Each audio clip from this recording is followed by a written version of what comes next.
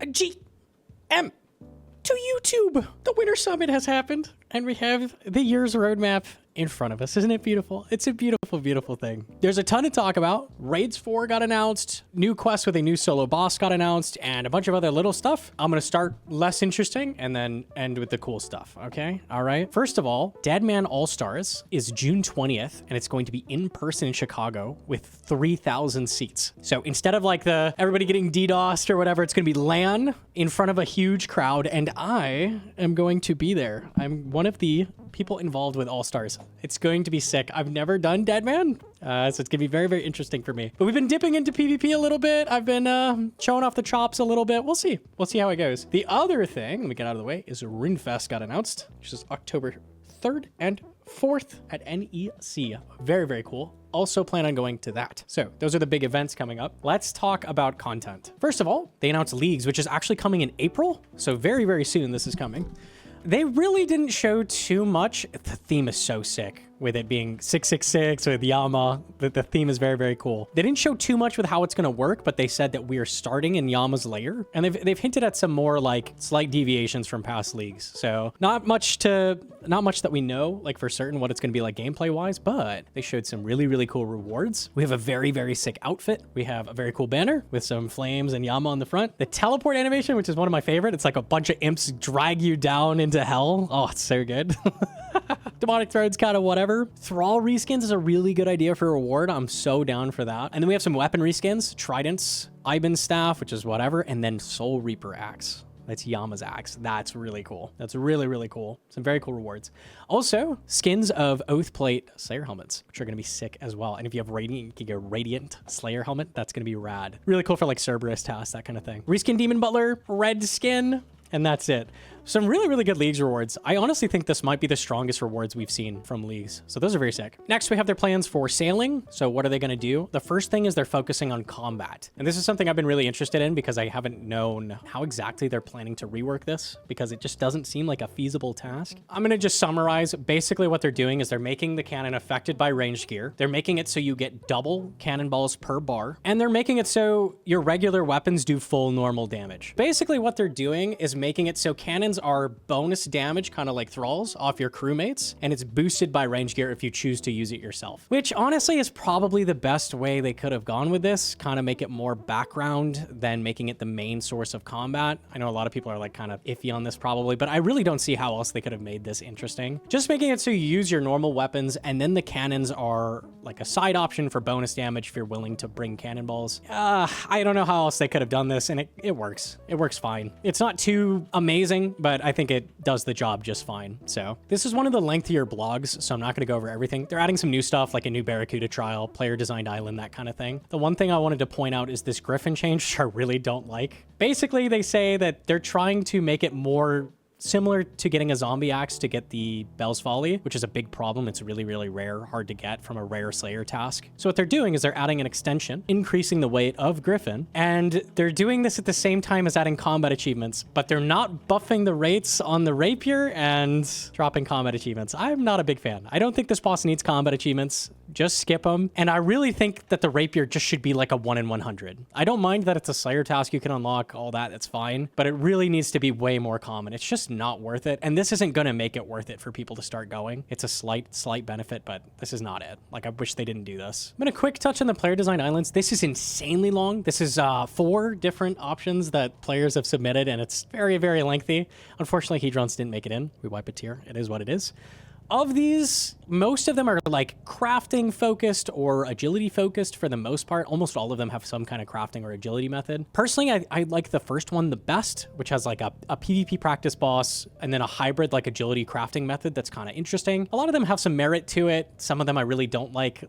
There's one that has a Slayer Master that's specifically on islands only, like island only Slayers. I don't want to do that. Yeah, some of these have some interesting ideas. At this point, we're just going to vote on which one gets added. Personally, my pick is the the first one. I think it has the most merit. Some of the other ones are cool too. I don't hate any of them. Now into the stuff that I care about. New bosses, new stuff. Okay, first is Vampire GM Quest, Bloodmoon Rises. This also adds a solo repeatable boss. So let's take a look at that. Okay, first is Blisterwood Flail upgrade. So this is just better for killing vampires. Instead of 5 tick, it's 4 tick. It has a 25% damage and accuracy bonus. Very, very strong against vampires. It doesn't have like a unique spec or anything. You're just going to kill them a lot faster, which is going to make getting blood shards a lot easier. Okay, next we have a really interesting spec weapon. This is a stab weapon, 50% spec energy. It always deals 70% of its max damage on a successful hit. And if the target's remaining HP is lower than that value, the attack will, it says instead, but in the text down here, it says including, roll exactly 70% of its max accuracy, making it a reliable way to finish off tougher targets. Basically what this means, if thing is under the max hit of what you're going to hit, you roll 70% and it'll finish off the target. That's the idea. So this is an execute weapon. Potential uses that I think of right off the bat are Fasani. Each phase of Fasani is going to be a thing that you should be able to finish. So you'll be able to use this spec to finish every single phase. Really good on a lot of bosses in Toa, like Kefri or the end of Akka, that kind of thing. It's definitely got some interesting uses that people are going to figure out as well. Beyond that, I think this is a neat kind of gimmick spec that will definitely see some use. It's a good idea. Next is a new woodcutting method, which is basically just semi-AFK 50 to 60k woodcutting XP an hour. But this is going to give you Bloodwood Sap, and Bloodwood Sap is going to be used to make Seeker arrows. These may be the strongest addition that we're seeing from this update. These can be fitted to any standard arrowhead, including dragon, amethyst, rune, and others, enhancing the base arrow rather than competing with it. When applied, Seeker arrows provide plus 23 ranged accuracy. Keep in mind, arrows don't have any accuracy. So this is just strictly on all ammunition-based bows, T-bow, Scorching Bow, MSB, plus 23 accuracy, which is about the same as Masori legs. This is a ton of accuracy, as well as a minimum hit bonus of plus 2, raising your minimum damage from 1 to 3, which matters a lot more on fast weapons like an MSB versus a T-bow, but it still is definitely hefty. So these arrows are absolutely disgusting. I'm thinking the strongest thing, I haven't seen the calcs yet, hasn't been added to Gearscape yet, but I'm imagining the best use is going to be Scobo Doom with that plus 23 ranged accuracy. Considering you're using Void on a very fast weapon, bonus accuracy is really, really impactful, and having a higher minimum hit on a fast weapon matters a lot more. So it's going to be very, very strong for that, I would imagine. And how do you make those? What's the process in making them? Chop bloodwood trees, get the sap. There's going to be some kind of drop from the boss that's going to multiply the amount of sap in some way, and you're going to treat logs with the sap and then cut them into their own type of special arrow shafts, and then you attach those to the heads basically, and you make super arrows. Alternatively, you can apply the sap to existing arrows. So if you have a big supply of dragon arrows and an iron, you don't have to like, oh, now I have a bunch of useless dragon arrows. You can still convert those into these. So you have both options. Basically, these are going to be really, really disgusting. Ranged is getting a really big buff in these arrows. All standard bows are getting a massive buff, and that includes the T-bow, which is the strongest ranged weapon. So interested to see how these shake out. I'm very curious how this is going to make Bofa play out, because Bofa is not getting buffed by these arrows at all. You can't use arrows with a Bofa. So will Bofa still be useful after this? We'll see. Also very interested in how this works with a Venator bow. Does a Venator bow get a minimum hit of 3 on every single hit splat? That could be really, really strong. Also, accuracy on Venator bow is really important because it rolls each of those splats for accuracy. So Venator bow is going to get a huge buff off of this as well. You're going to see Slayer being a lot better, and Coliseum runs are going to be a lot faster. This is a new hunter activity. They're getting a lot of good methods in. A lot of these skills needed some new methods, so it's good to have woodcutting and hunter as having new options for training it. Basically, I don't know how you pronounce these. Stim pikes? I don't know. Something. But basically, it's kind of like Karamwan. You're going to collect some kind of bait that takes 76 hunter. That bait is going to be used to lure these down and catch them at 82 hunter. And the idea is that these are basically pure XP. Like, they are not going to give you rewards, but it's going to be good for pure XP. And it seems like it's going to be more relaxed than options like Tickmanip Chins or something like that. This is going to be a more chill method. Like, the bait is going to be kind of active to get, and then it's going to be more chill when you're actually like catching these. Not a bad idea. Next, we have Leech Fins, which is a new fishing method. And they say 60k XP an hour. It keeps the method competitive without overtaking any existing high efficiency training methods. And then they say when it comes to interaction, it sits firmly in the medium interaction space. If you've tried the fishing activity in Moons of Peril, where you're going like catching the different directions of the fish, you can expect something broadly similar here. I assume not the exact same, but kind of like that. I would love for them to stop doing this like they did with sailing, trawling, where it's just like really bad XP, but it's mainly focusing on resources, and just let this be decent XP, or make it AFK. Make this like 80 to 90k XP an hour, or just make it like AFK and then like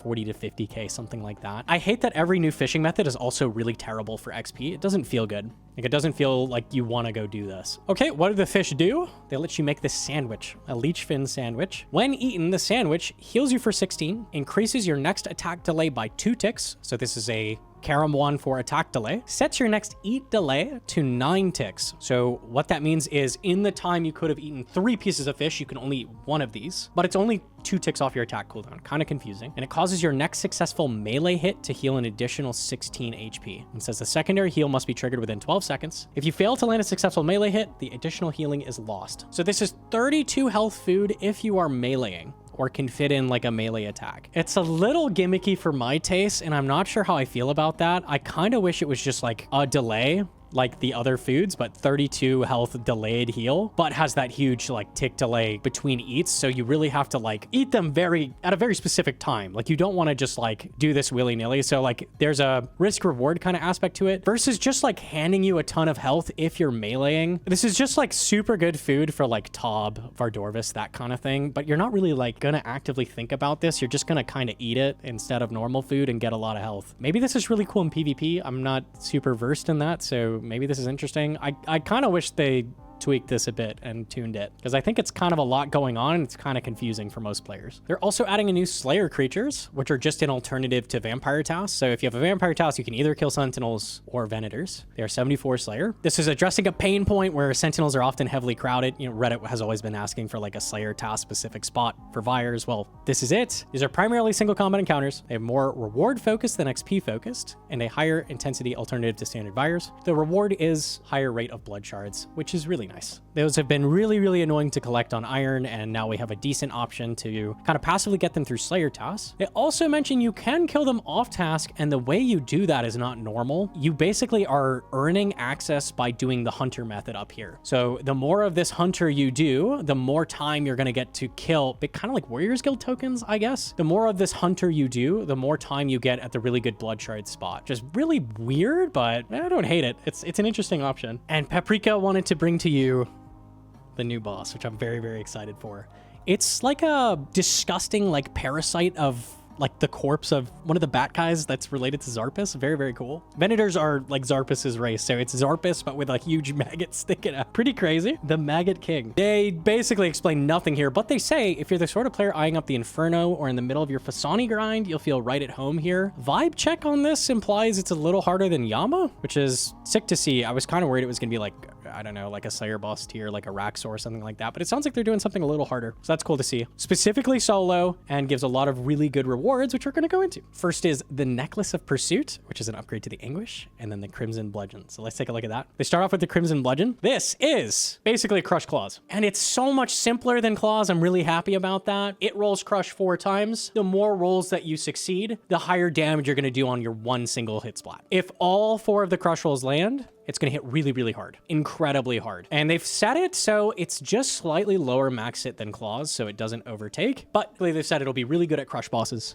And at things that are 0 defense, it's going to be like comparable to Claws. So this is like a Claws alternative that's really good for Crush. Next, we have Anguish upgrade, the Necklace of Pursuit, which is +7 accuracy, +3 range strength, and +1 prayer over the Anguish, which is massive. 3 range strength is disgusting on any single item. This is going to be pipe max hits. It's going to be T-bow max hits. This is a big deal. This is a big deal. This is a ton of damage. And when you combine this with the arrow upgrade, this starts to get like insane for range. Like this is maybe a little too much for ranged at once. Mono from my chat threw up like a quick basic calc with the idea. This doesn't include the minimum hit, and it doesn't include the Venator ring, but you can see T-bow and Void versus Scythe in Oathplate with Torva Helm, like the typical max for Tob. T-bow is just 1% less than the Scythe and basically max, and that's without Venator ring, and it's without the minimum hit factored in, which is a little problematic. The fact that T-bow is now overtaking Scythe on Tob bosses is, I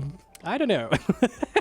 I feel like they might need to tune back the rewards a little bit, or also think about adding a melee reward at the same time, because this is a lot for range all at once, maybe too much. I think it's very important that Scythe remain bis at the rate it comes from. Like, Scythe needs to stay that way because that's its like primary use is Tob. I'm not sure how this shakes out at places like Coliseum where T-Bow and Scythe are very close, but this is a huge push for range, which is the main takeaway. So maybe something they need to keep in mind. It's a little worrying. And last but not least is Raids 4, the Fractured Archive. So some kind of Gothics themed raid. Let's take a look at it. They do not give a ton of details here, but what they do say is we're taking a Tob styled approach, which they have said on Q&As. Taking a Tob styled approach, and you'll face a bunch of demi-bosses, no puzzles, and have an epic showdown with a final boss. It's you, your friends, the fight of your lives. It's too early to discuss things like difficulty. We're comfortable saying that our intent here, similar to Tob, is to make a group of bosses where the focus is on simple mechanics, leaving plenty of space for you to optimize. Okay. They mention players will be able to solo, though our current plan, subject to change, please don't change, is for the raid to scale between 2 and 8 players, meaning solo clears will be possible but difficult. This is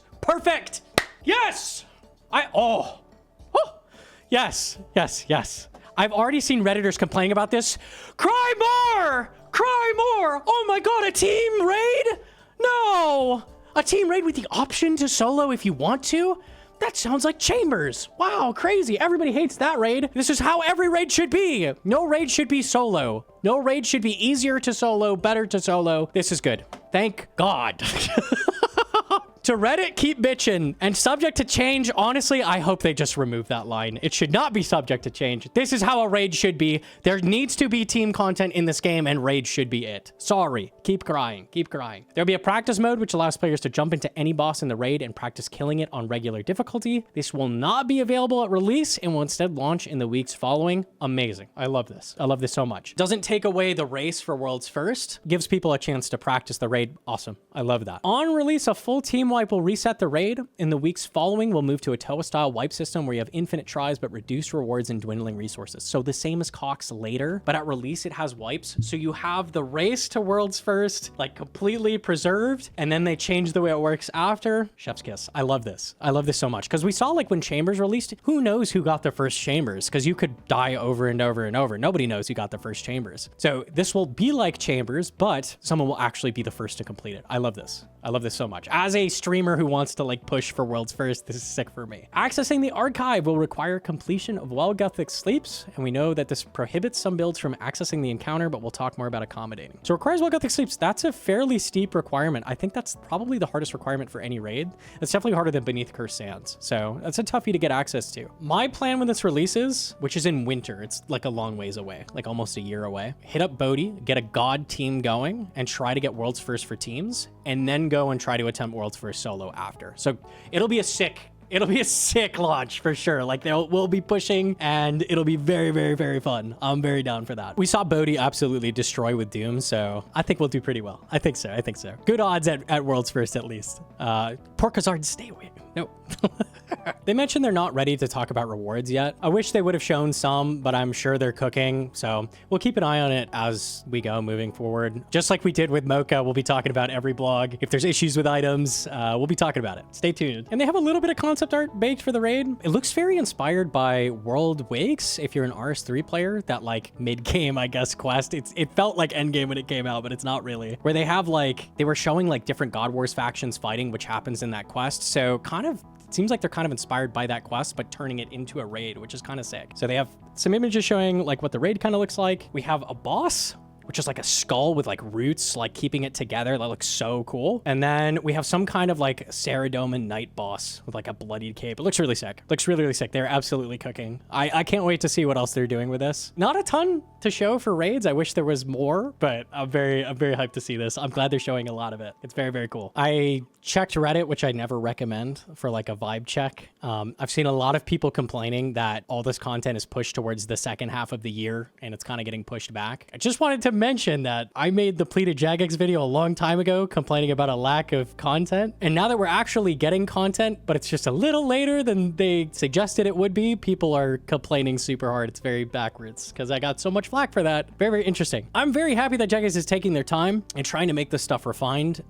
Solid updates for us. They said that with Bloodmoon Rises, it just wasn't coming together fast enough, so they're pushing it a few months down the line, and they're giving us leagues earlier to make up for it. Makes total sense to me. I am sick of things coming out like half-baked, like Yama contracts and Doom as a whole, just kind of like not perfect. I want them to really take their time on bosses and add stuff that stands the test of time, stuff that we're doing like years down the line. Like think stuff like Zulrah. Like people still kill Zulrah to this day. Like that's a solid boss fight. More stuff that stands the test of time. Chambers of Zarek, Inferno, that kind of thing. We shouldn't be adding stuff that's like Coliseum, where like now it's just not worth grinding really at all with Splinter prices because it's botted to hell. You know, you get what I'm saying. Basically, I want them to cook more on content. If it takes more time, it takes more time. They should take their time with stuff and make it good. I'm very happy that they're doing this. 2 of the Yama contracts when it came out were just completely impossible to complete. And Mocha, when it came out, people could not enter the hole to go to the next part of the boss fight, and it was instantly killing hardcores in certain situations. It was not complete. It was not finished. It needed more time. And even now to this day, I feel like both of those still could like use some help. Like they're not fully finished.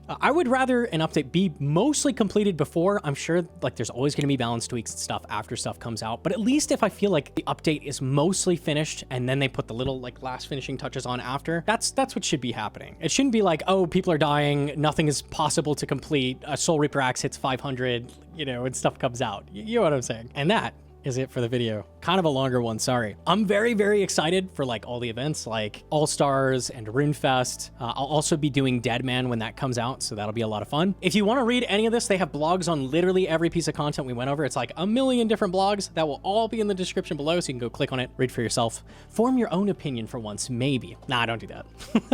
All right, leave a like if you liked it and or subscribe. Bye!